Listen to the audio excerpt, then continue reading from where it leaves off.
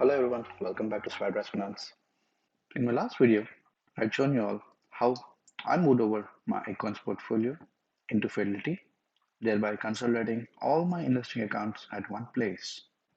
Acorns was my first investing account that I started almost 6 years ago, which let me invest a set amount every week into a predefined setup of ETFs, which Acorns thought would do good in the long run, and it worked wonderfully well.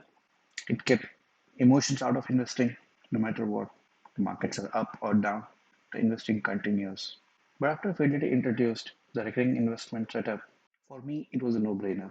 When I could invest myself the same set amount into an ETFs which I like without paying any other management fee to accounts, why not? And that's what I did, as I had shown in my last video, how I moved over. But in this video, I want to show which ETFs I chose to continue my auto investing journey and how I believe they'll outdo the setup that Acorns had in their aggressive portfolio. So without any further delay, let's get started. Now, the Acorns aggressive portfolio, we had a 4 ETF setup, starting with VOO, that's the S&P 500 ETF. That was 55% of the portfolio. Then we had IJH, that was the mid cap ETF, that's 10% of the portfolio.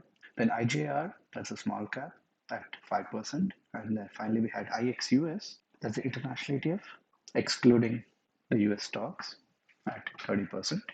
Now, personally, I feel allocating 30% to international was too high, but there's no way you could modify that setup.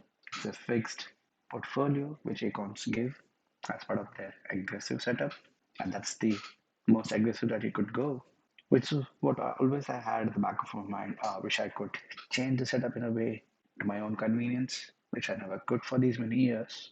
But now that Fidelity has given this recurring setup option, I have control in my hands to invest the way I like and feel is more efficient. To go over all the ETFs that we'll be discussing today in this video, I'll be using Seeking Alpha, which I feel is one of the best options out there to understand everything about investing, with stocks, ETFs, discussion forums, articles, so many things to help you. There's a link in the description notes, which if you use to become a Seeking Alpha subscriber, currently there's a special offer going on, which would give you a 20% off your premium membership. And yes, using my affiliate links would really help this channel. I hope you would use it to grow your investing journey. So coming back to the ETF setup, the first one we have is JQUA. That's the JP Morgan US Quality Factor ETF, which I'm primarily utilizing to replace VOO. That's the S&P 500 ETF in the Acorn setup. Now this ETF has an expense ratio of 0.12% and has an assets of over $4 billion right now. Now, quality is one of the investing factors. When you go to the BlackRock article, which I'll link in the description notes, like what is factor investing. But from an investing style perspective, the key ones are value, minimum volatility, momentum, quality, and size. Of all these, I personally feel quality is the king because ask yourself, would you rather invest into a company which has a lot of quality or anything else? Because once there's a quality company, it will survive everything thrown at it. It may do okay in bad times, but it will do wonderfully good when it's a bull run. And in the last 1 year, it has given a performance of almost 25%. Year to date, it's up 6%. The last 5 years, almost to have 76%. Looking at the holdings, we can see a sectoral breakdown. Now, technology is almost 30%, followed by financials, almost 14, and then healthcare at 12.3, and consumer cyclical at 11.25. The rest everything is under 10%. The top 10, we can see Meta being at the top at 2.44, followed by Google, that's Alphabet, then Nvidia, Berkshire, Microsoft, Apple. So here on Morningstar, we can see JQuA getting a 5-star rating and a gold star. Looking at the portfolio here, going into the weight section, we can see it is pretty dispersed in the large cap area, a few into medium and a small cap. Historically, it has been a large blend over the 5 years. You can see 4 out of 5 being a large blend, and 2023 was large growth. Here we go to the peer section, and here I will edit the comparisons. I'll remove everything else and give VOO and compare. So you can see VOO has its inception in November of 2017. Expense ratio is 4 times that of VOO.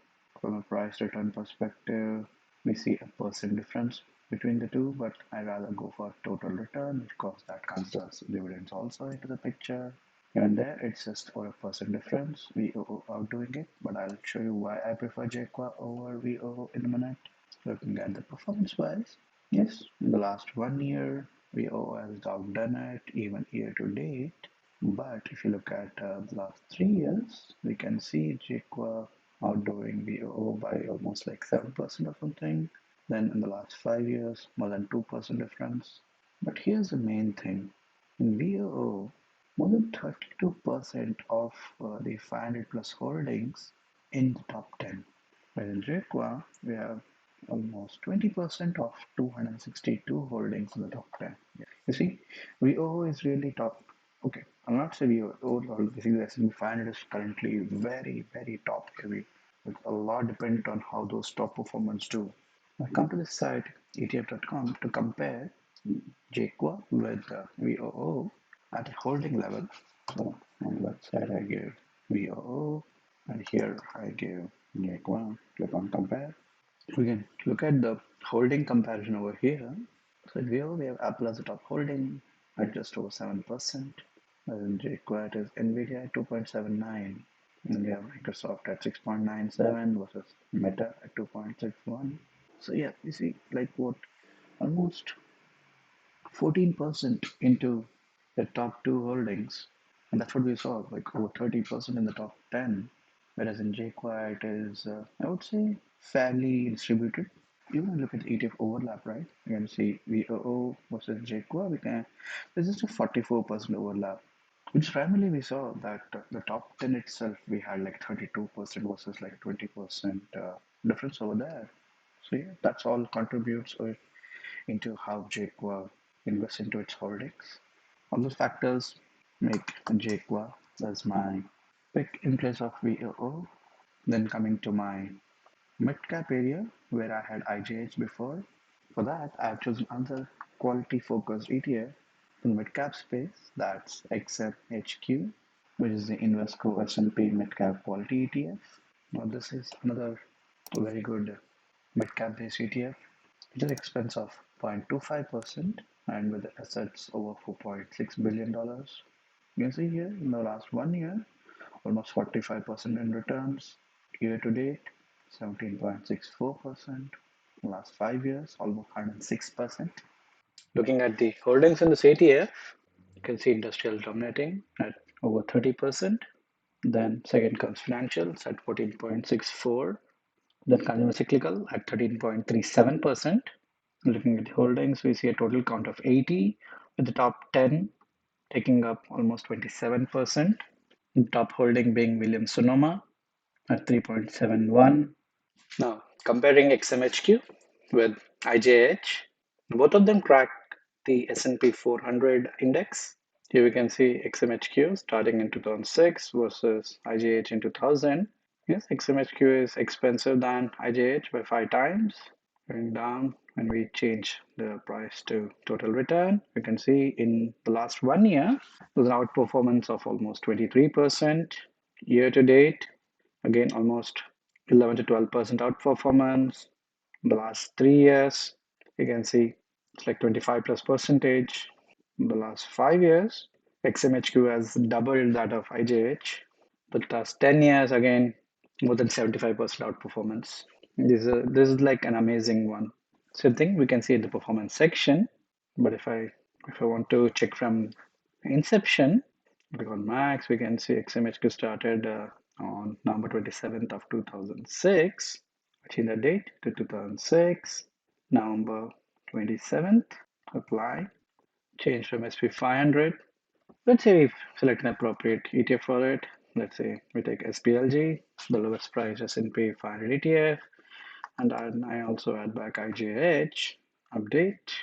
So here we can see right from the date of inception, XMHQ has not only outperformed IJH, which is the same index that they track, but also the S&P 500 handily by over 40%.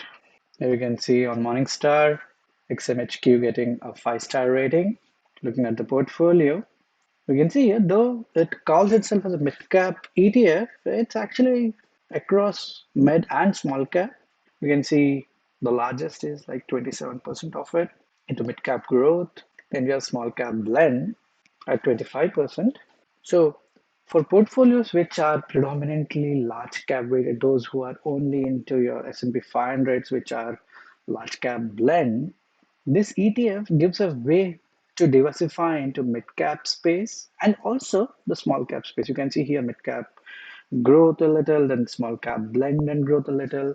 So in that way, you can diversify. Overall, it's a pretty solid ETF in the mid cap space, and that's why I made this ETF as a replacement to the IJH from the mid cap space. The third one I have is AVUV.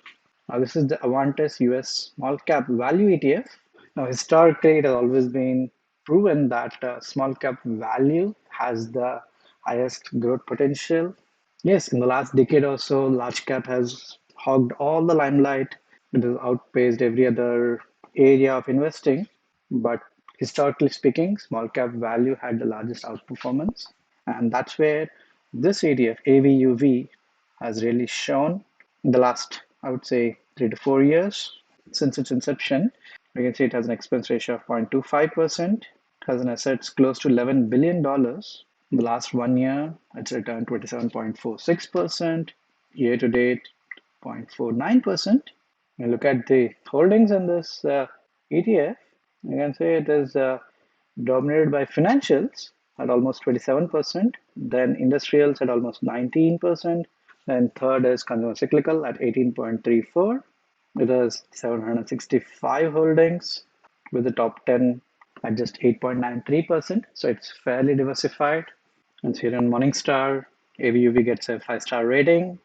Look in the portfolio here, when you go to the weight section, you see, true to its mandate, it's 58% of it is in small cap value and 31 is in small cap blend.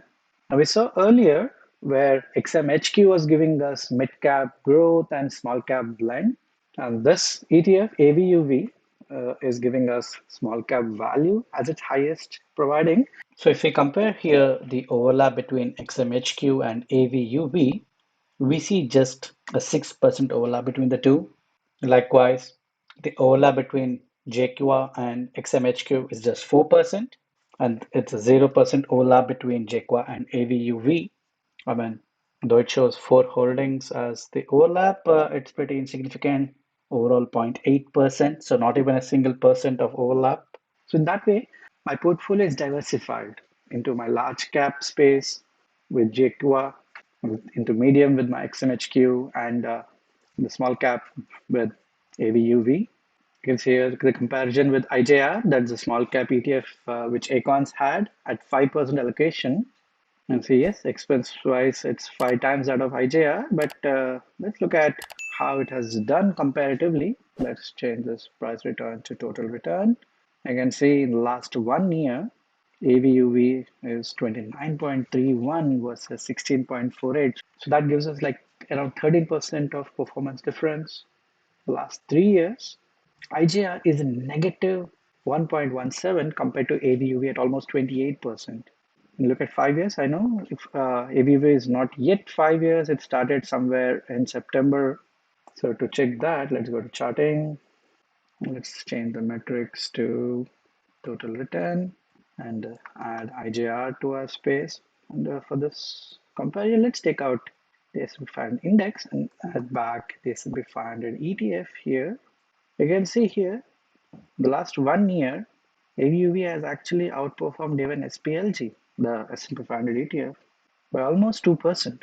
It has matched S&P 500 for the last 3 years, 27.48 for the S&P 500 versus what, maybe 0.5% outperformance. Even though S&P 500 had all those amazing performance from Microsoft, Nvidia, Meta and everyone else. Now, yes, when you select 5 years, we can't see that because AVV is not at 5 years. So let's look at date. It's September 26th. Let's change this date to September 19, 2019 and 26. Yeah, September 26, 2019, apply. And from then till now, you can see IGR is almost 44% compared to almost 93 for AVUV. So that's like what, almost 50% outperformance. It has even outperformed S&P 500 by like what, 6 to 7%. This is an amazing one. In fact, the best part about AVUV is it's actively managed. Yes, in small cap space, you need to have more scrutiny into what you are actually investing into. You just can't rely on an index and expect it to outperform all the time. And AV, in fact, Avantis has really given the investors a lot by providing active investing at just like what 0.25%. Majority of your active ETFs out there charge like what 0.7, zero point 0.8, or in fact upwards of 1%. Now compare that to like 0.25%. I mean, we should really thank Avantis on this one. This is like an amazing ETF to hold in the small cap space. That's why I have this over here, AVUV instead of IJR. Now for my international exposure, I have DIVI, that's Franklin International Core Dividend Tilt Index ETF to replace IXUS. This ETF has 0.09% expense, which is really low. It is more than 773 million as assets. Last 1 year, it has returned 7.42%. Year to date, it's up to 2.21%. 5 years, upwards of 24% performance. Looking at the holdings, we can see it's heavy into financials at 22%. Second is healthcare at 12.5, then industrials at 11.73, then consumer cyclical at almost 11%, and remaining all are less than 10%.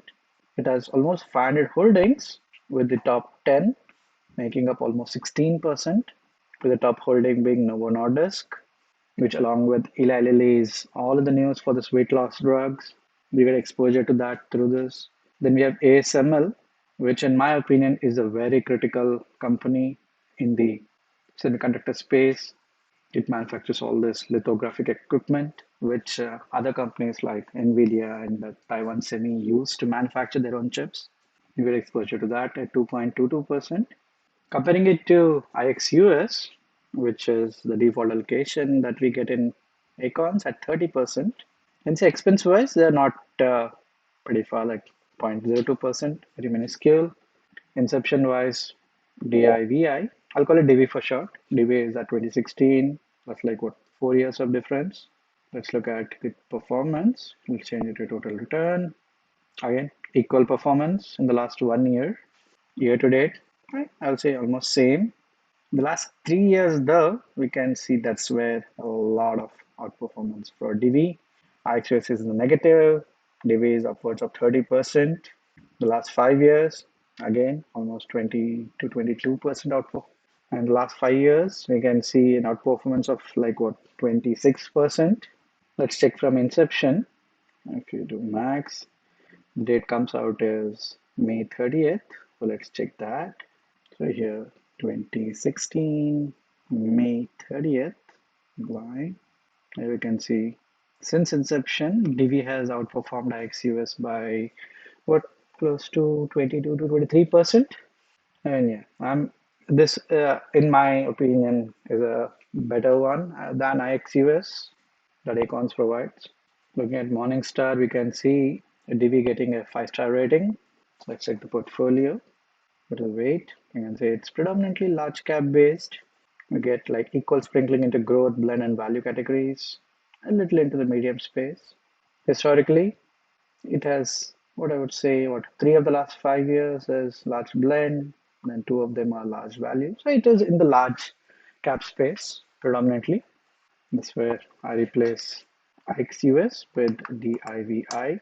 Now, looking at this portfolio, right, what I'm missing is something in the large cap value to mid cap value space, because JQuai is what your large cap growth, large cap blend, XMHU is predominantly mid cap growth to mid cap blend, AVUV is small cap value to small cap blend. So I'm missing out on the large cap value or mid cap value space.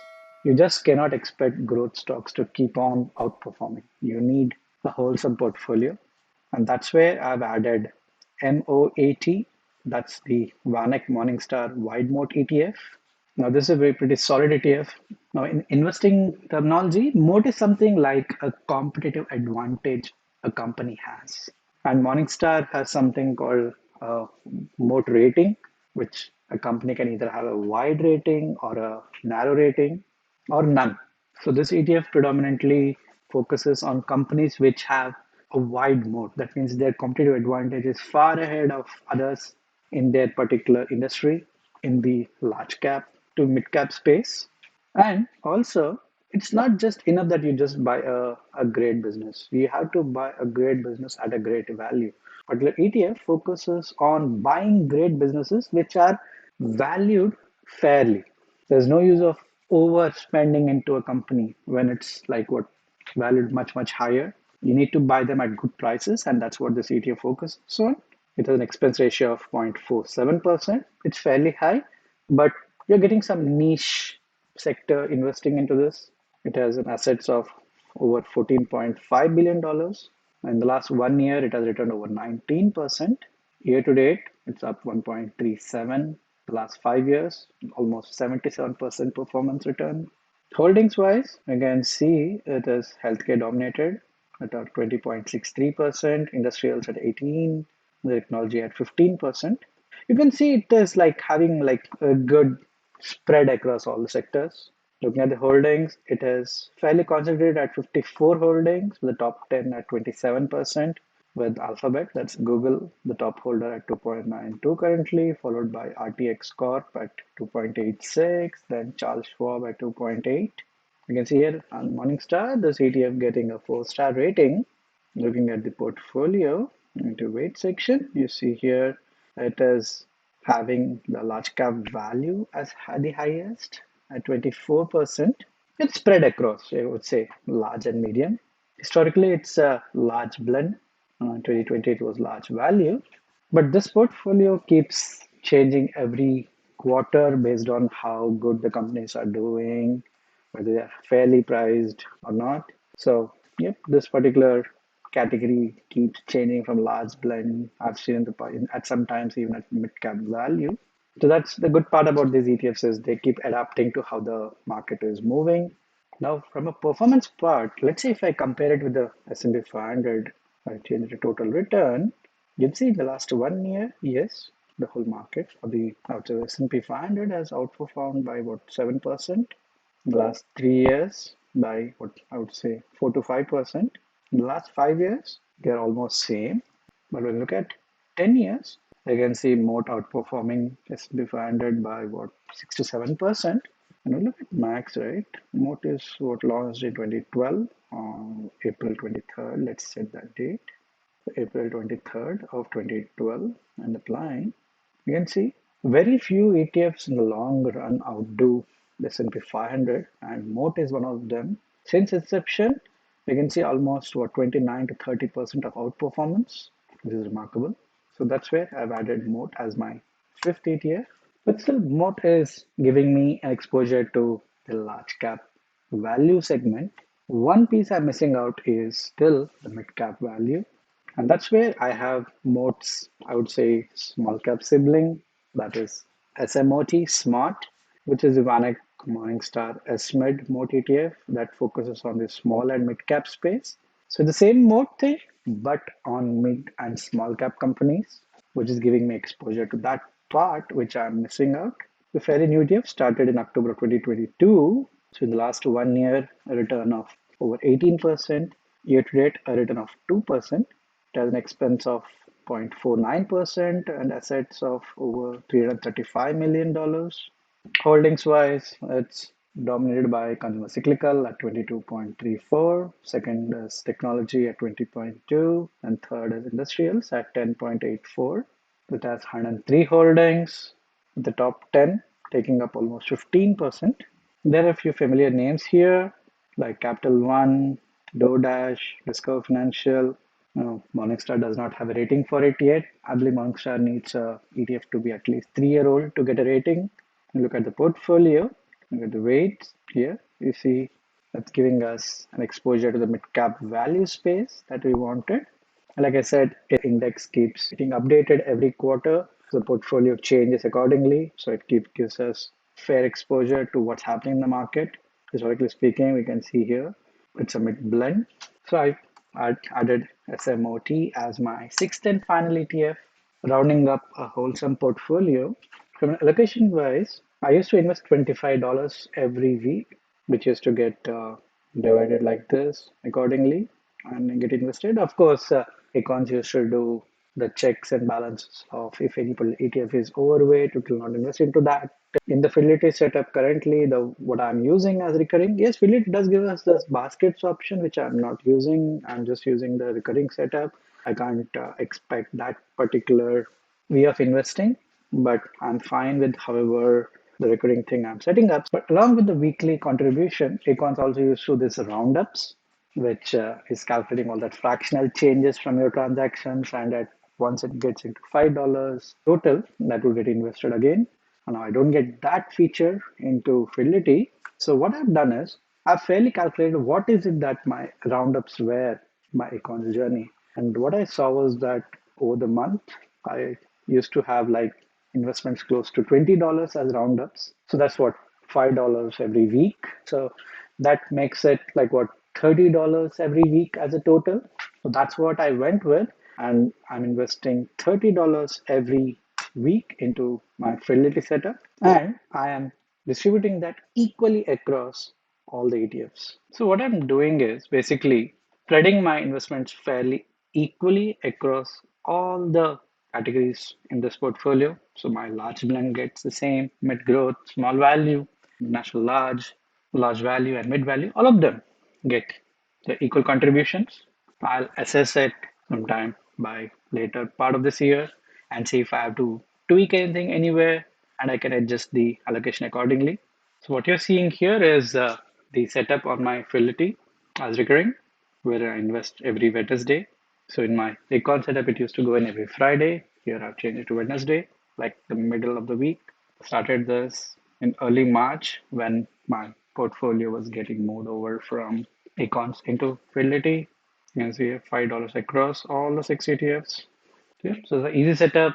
I've linked it up with my bank account, and every Wednesday, 30 minutes after the market opens, is where the investments kick in, and they just keep running, no matter what the market does.